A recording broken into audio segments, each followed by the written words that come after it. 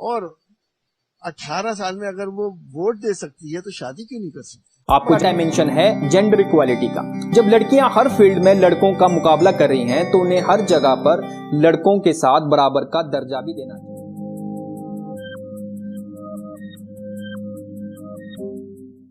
कुछ दिन पहले हमारे नेताओं का बयान आता है कि जब लड़की 18 साल पूरे होने पर वोट डाल सकती है तो शादी क्यों नहीं कर सकती। आदमी ये चाहता है हमारी बच्ची जल्दी निकल जाए, 16 साल में भी अगर उसकी शादी हो जाए तो कोई बुराई नहीं है, और 18 साल में अगर वो वोट दे सकती है तो शादी क्यों नहीं कर सकती?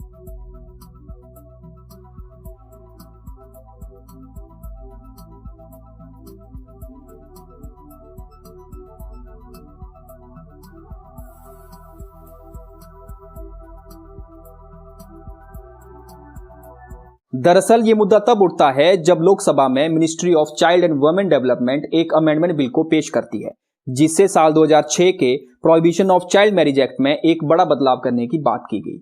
उसमें लड़की की शादी के लिए मिनिमम एज को 18 से बढ़ाकर 21 कर दिया जाएगा। ब्रिटिश राज की बात करें तो साल 1929 में सारदा एक्ट को लाया गया, जहां पर लड़के की उम्र को 18 साल कर दिया गया और लड़की की 14 साल। पर देश आजाद होने के बाद साल 1954 और 1955 में स्पेशल मैरिज एक्ट और हिंदू मैरिज एक्ट को लाया गया, जिसमें लड़के की उम्र 21 साल और लड़की की उम्र 18 साल कर दी गई। लेकिन हिंदू लॉ एक पर्सनल लॉ था, ये एक क्रिमिनल लॉ नहीं था। इसीलिए साल 1978 में सारदा एक्ट में भी बदलाव कर दिए गए और इसमें भी लड़कियों की उम्र को बढ़ाकर 18 साल और लड़के की 21 साल कर दी गई। ये एक क्रिमिनल लॉ था जिसमें 15 दिन की जेल और 1000 रुपए का जुर्माना रखा गया। लेकिन चाइल्ड मैरिज एक्ट को रोकने में कुछ खास मदद नहीं मिली। शायद इसीलिए 2006 में prohibition of child marriage act को लाया गया, जिसमें सजा को बढ़ाकर 2 साल की कैद और 1 लाख का जुर्माना रखा गया। यूनिसेफ की रिपोर्ट में बताया गया कि इंडिया साउथ एशिया में चाइल्ड मैरिज को कराने में सबसे आगे है, लेकिन एक दशक से इंडिया ने इस पे अच्छा कंट्रोल किया है। इंडिया में 2018 में करीब 27% लड़कियां हैं जिनकी शादी 18 साल से पहले ही कर दी गई थी, और ये आंकड़ा पहले 47% था, जबकि 2019 से 2020 के बीच इसमें कुछ और गिरावट देखने को मिली जो 23% रह गया। सरकार ने 2020 में एक टास्क फोर्स बनाई थी जिसका हेड जया जेटली को बनाया गया था और उनके साथ नीति आयोग के वीके पॉल भी थे। उन्होंने अपनी रिपोर्ट में बताया कि लड़कियों की शादी के लिए मिनिमम एज को 21 साल कर देना चाहिए। लड़कियों को स्कूल या कॉलेज जाने के लिए ट्रांसपोर्ट की अच्छी फैसिलिटी रहनी चाहिए। उन्हें स्कूल में सेक्स एजुकेशन के बारे में जरूर बताना चाहिए। लड़कियों के लिए स्किल डेवलपमेंट और बिजनेस डेवलपमेंट प्रोग्राम होने चाहिए और इन सब के बाद कैंपेन करवाकर लोगों में अवेयरनेस फैलानी चाहिए। सवाल ये भी उठता है कि इतनी सालों से सरकार चाइल्ड मैरिजेस को क्यों रोकना चाहती है। चाइल्ड मैरिजेस को अगर हम सेंट्रिक अप्रोच के साथ समझेंगे तो इसे समझना आसान हो जाएगा। इसके साथ इससे क्या क्या प्रभाव पड़ते हैं इन पर एक नजर डालते हैं। अगर हेल्थ की बात करें तो ये धारणा अक्सर रहती है कि शादी के लिए लड़की की उम्र लड़के से कम ही होनी चाहिए, क्योंकि लड़कियां जल्दी मैच्योर हो जाती हैं। और अगर साइंटिफिकली देखें तो ये सिर्फ एक धारणा ही है, और इस वजह से हमारे देश में टीनेजर प्रेगनेंसी की कॉम्प्लिकेशंस काफी नजर आती हैं।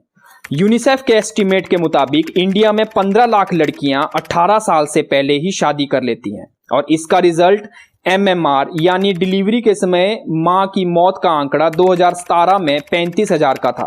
अगर 21 साल तक देखें तो 2018 में 35% लड़कियां 21 साल से पहले ही शादी कर लेती हैं, और कुछ स्टेट्स में तो ये हालत इससे भी बुरी है।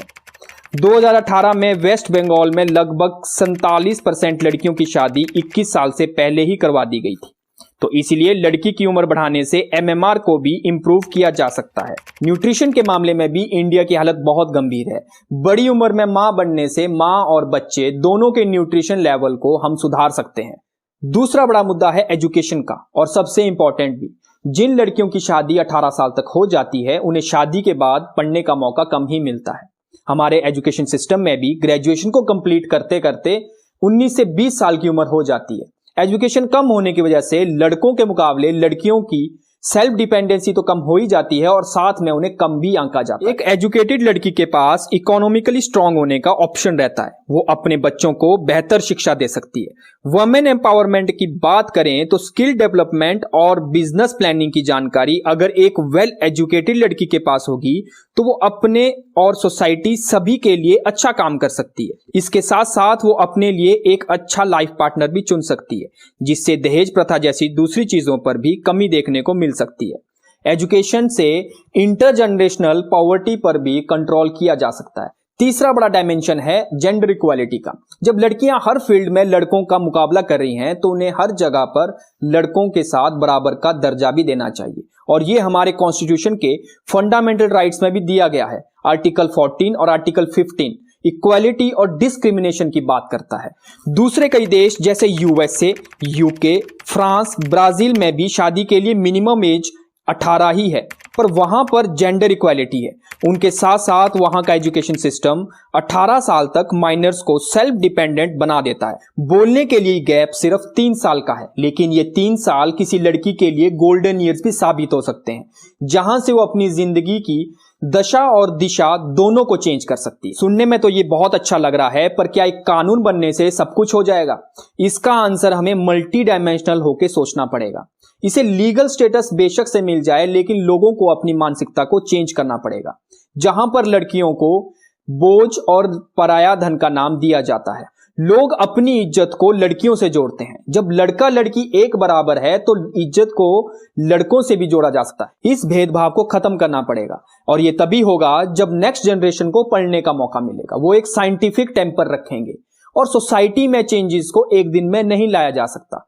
ये धीरे धीरे पीढ़ी दर पीढ़ी चेंज होता है। हम सभी जानते हैं कि जब एक कानून बनता है तो उसमें मौजूद लूप होल्स को ढूंढा जाता है। इसे भी गलत तरीके से यूज किया जा सकता है। लड़की अगर अपनी पसंद से जल्दी शादी करना चाहती है तो उसे 21 साल का वेट करना पड़ेगा, और इसके साथ लड़की के पेरेंट्स भी लड़के के खिलाफ इसको एज अ टूल यूज कर सकते हैं, और हो सकता है कि लड़की को उसके फैसले एज अ माइनर ना लेने दिए जाएं। हो सकता है कि कुछ लोगों को यह लगे कि चाइल्ड मैरिजेस के मामले 18 साल तक काउंट होने के बाद अब जब 21 साल तक काउंट होंगे और ज्यादा बढ़ेंगे, लेकिन सच्चाई यह है कि यह नजदीक का नुकसान और दूर का फायदा है, जिसका रिजल्ट हमें कुछ आने वाले समय में दिखाई देगा। और रही बात वोट की, तो वो तो लड़की हर 5 साल बाद दोबारा डाल सकती है और अपनी गलती को सुधार सकती है, और जहां बात शादी की है तो उसे सुधारने का मौका बार बार नहीं मिलता।